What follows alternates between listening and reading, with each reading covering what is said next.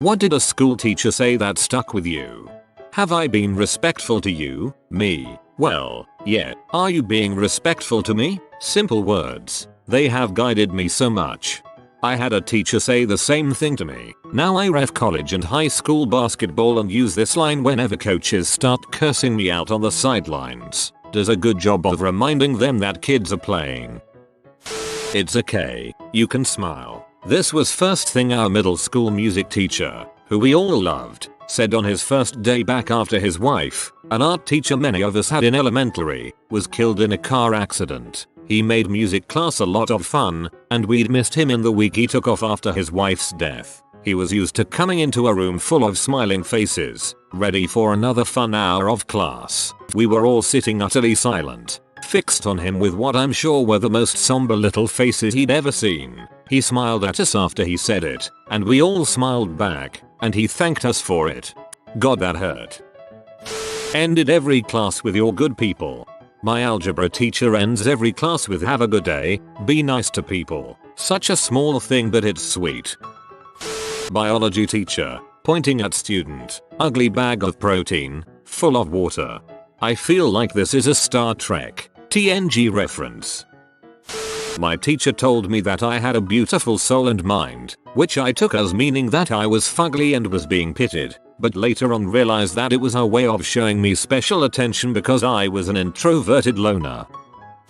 One day in 7th grade our principal came into the homeroom class and wrote on the board $19.32 in big numbers. He got our attention and announced to the class, "This," pointing at the number, "is what you are worth. Every day you come to class, the school gets $19.32 from the state for each of you. So if you are sick, you should still come to class, go to the nurse, and get sent home. That way the school will still get its $19.32. That was the day I stopped caring about school. I'm pretty sure he was trying to increase attendance and believed what he said was positive. But when a person you're supposed to respect tells you you're worth less than a $20 bill. I thought this was gonna be motivational at first, but holy frick. I know what it is to be young, but you don't know what it is to be old. I don't know why and how it came up, but our English teacher asked me if I understand that. It was the first year and I was 10, and I definitely did not understand. But it somehow stuck in my mind as the sound of the sentence, until I could decipher the memory in retrospect. As my dad said, I have been 17, you haven't been 50 inches. I once asked my teacher something about the subject, and she said, "I don't know, but I'll do some research and get back to you tomorrow." I'm studying to be a teacher, and one of my teachers told us there is no shame in admitting to your students that you don't know something. However, you should look it up to answer it next time you see them and be prepared for the next time you get asked that. First day of science class. Many of the topics I will be teaching you this year will likely be proven false throughout your life.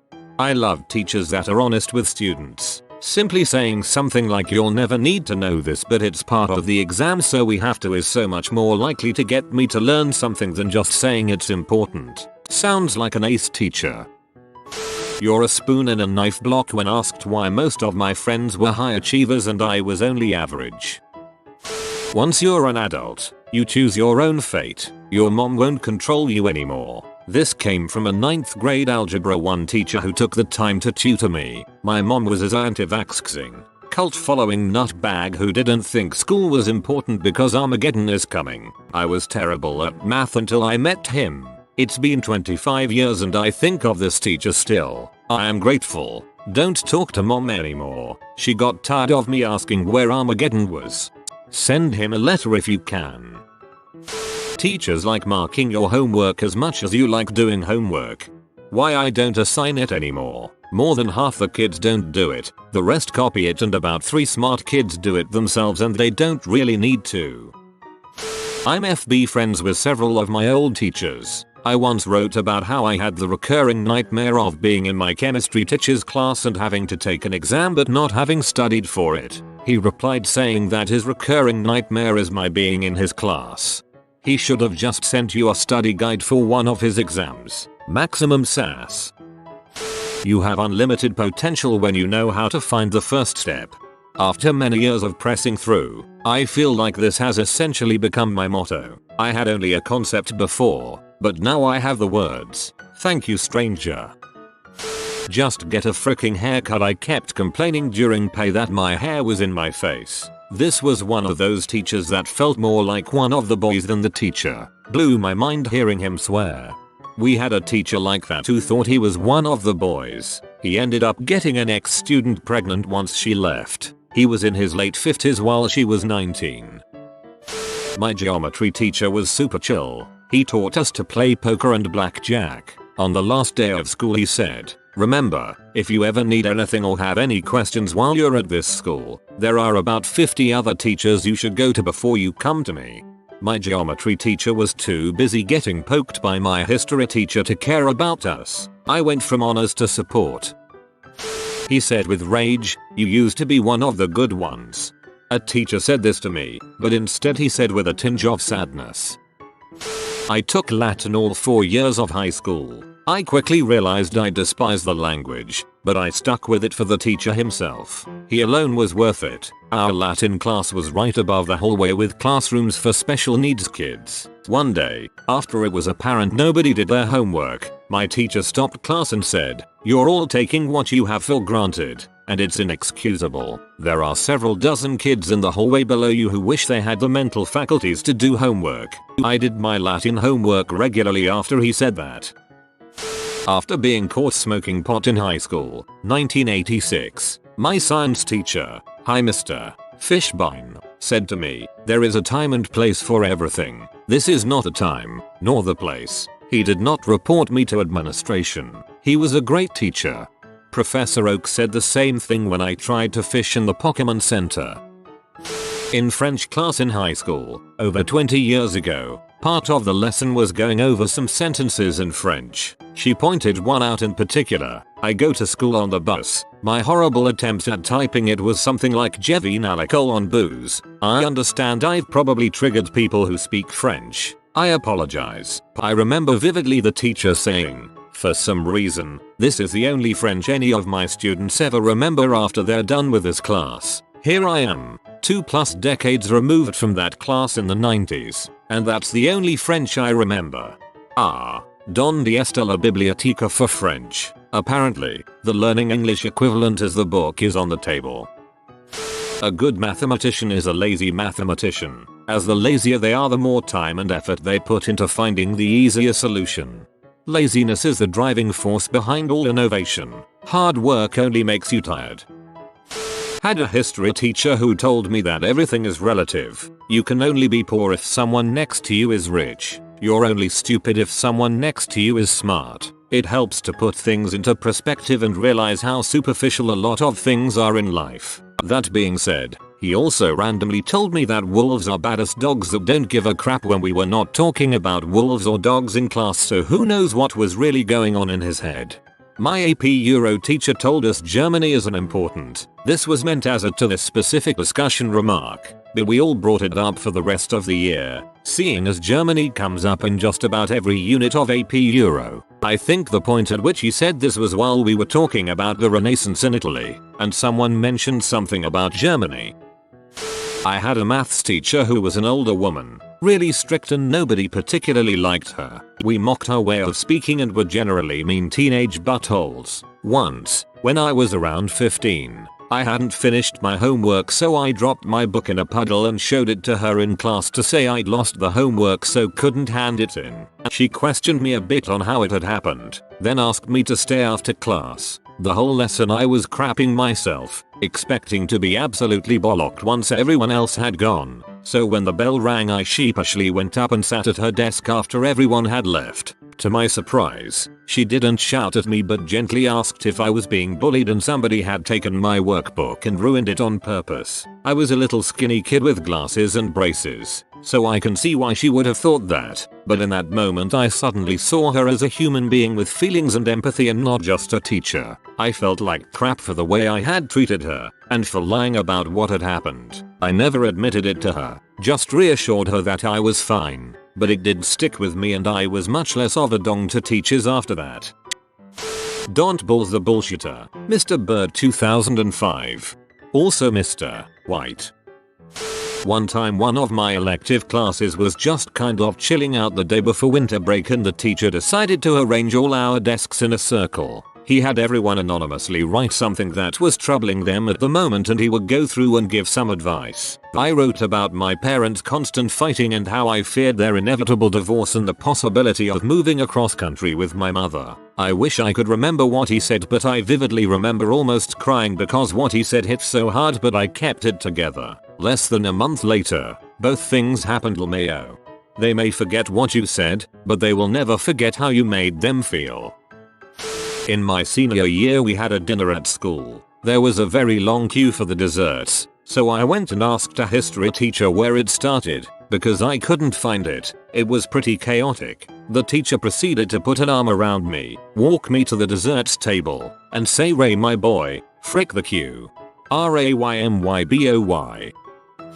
What do they call someone who graduated vet school with a 2.0 GPA? Doctor, my first term anatomy professor, in vet school, telling us to stop fretting so much about the grades and worry about the knowledge. Edit. Added clarification about what level of education this advice came from. My anatomy teacher was a cool dude. He'd give us little tidbits of advice before each test, ranging from always put your shopping cart away to you don't have to be 100% okay 100% of the time. And that's 100% okay, 100% of the time. He's definitely one of the best teachers I've had. Being wise is better than being smart. I held on to that right up till receiving my PhD. Now that I'm entrenched in the corporate world of merciless exploitation, I've realized being smart about life is really a subset of being wise. I like this. Also, you always get outsmarted by someone, eventually, if you're not merely surviving. Life doesn't have to be a competition or a race. There's no benefit to being right if you can't make people listen to the answer. My science teacher told me something similar. The point of arguing is not to prove that you are right, but to convince the other person that you are right. I had a 9th grade earth science teacher who actually had a PhD in biology. He told us that he had made his way through school by writing things he had to learn on 3x5 note cards, and would pull them out of his pocket when he had a few minutes to memorize the material he had written on them. I used that technique from then on, all the way through my own PhD, when I had something important to understand or commit to memory. In 8th grade, a friend and I used to jokingly sling insults at each other, and one day he retorted that I was a cheap W. Apparently our science teacher overheard and decided to chime in and defend me by shouting, "You're not cheap," in front of the entire class. Apparently someone told the principal and I had to explain that I had no idea what he meant. Nothing had happened. I am absolutely not an 8th grade prostitute, etc. Still have no idea what he meant by it or why he decided to contribute in that way, but it was super awkward and it stuck with me. 1. He was telling you are not a cheap person, you are precious. Or 2. He was telling you that you are not cheap but expensive. 1. Still waters run deep. I was extremely antisocial. Nothing is hard but nothing is easy. My sushi chef. Good, now cook rice for 6 years. I had a chemistry teacher in high school who was a bit of a hothead. One day, when 2 kids were talking in class, he stopped. Everyone expected a quick but firm correction. What we got was so much better. Our teacher stopped and calmly turned towards the class and said, "Do you hear that?" He walked towards the window at the back of the class. Everyone sat stone quiet. He leaned towards the window. "Do you hear it?" Faint laughter. It's 5 million Chinese children laughing quietly because they are taking your jobs. Then he just walked back to the front of the class and started teaching again. No one talked. Dang. I love stories but was slow to pick up reading. Once it clicked, I was at the top of my class until I graduated high school. I have a BABCM now. In primary school I wanted to go to a book fair called Voices in the Coast. I was shot down instantly. A year before that, because I was bad at reading, spelling was also hard. My 5th grade teacher made everyone stand up depending on what they got right on a spelling test. I was the only one to get all of them wrong. He made me stand in front of the class. If you ever see this, frick you, Mr. Burns from CSS 2003. Boo earns. I had a homeroom teacher that out of frustration one day ranted about how easy school was. He said, "We literally give you a book or the text, tell you to read it, then ask you to answer questions, the answers to which are found in the book we gave you. It doesn't get any easier than that. Read the dang books, answer the dang questions. That's all school is." I like that last sentence. Whoever threw that paper, your mom's a hoe. Read this in Mr. Feeney's voice. Question everyone and everything. Conduct your own research to find the truth. You can be the smartest person who ever lived and still be wrong. You're the worst guitarist. I was a beginner at that time. Still hate her. You'll never achieve anything. First grade, we were doing a math lesson. The lesson was something about drawing a circle around groups of 5 or 10 things in a picture. Then we had to count the number of things in the picture and raise our hand when we were done. I figured out pretty quickly that counting the things one by one took too much time, so I counted by tens, which were already circled, then counted the leftovers and put up my hand. I was done way before anyone else. The teacher looked at me and said something like, "There is no way you could have counted them all." So I put my hand down and made sure I was not the first one to put my hand up first during that lesson. A few minutes later she complimented another kid who had counted quickly and said that he was probably counting by fives and demonstrated how to do that. I was so angry and thought it was stupid to count by fives when it's easier to count by tens, so why not just do that? The thing is, this woman was usually a pretty good teacher. I don't know if she just didn't like me or was having a rough day or what. But I learned that day that teachers don't know everything and sometimes they're just mean. That's most common with elementary teachers, I found. He was the only adult in my life who would tell me I was capable of achieving something and seemed genuinely proud of me when I got into university, and when I contacted him years later to say I'd got myself a PhD, just like he told me I could. If you want to work at a McDonald's, that's up to you. If you want to work somewhere else, that's also up to you, said to me after I scored crap on a test he knew I could do better at. I work in the space industry now. Thanks, Mr. Teacher. You are a waste of oxygen. Thanks for that. You have an accent. Your skin is brown. Your whole life will be filled with people who will assume this means you are not as smart or as good as they are at literally anything. That's why I push you. That's why I demand more from you. You have to work harder now so you can prove them all wrong for the rest of your life. Ms. Johnson, 9th grade English teacher. This hits home. Scary accurate. You have been visited by the romantic doggo. Comment love is magic so you never fall in the friend zone. Like and subscribe, you magnificent person.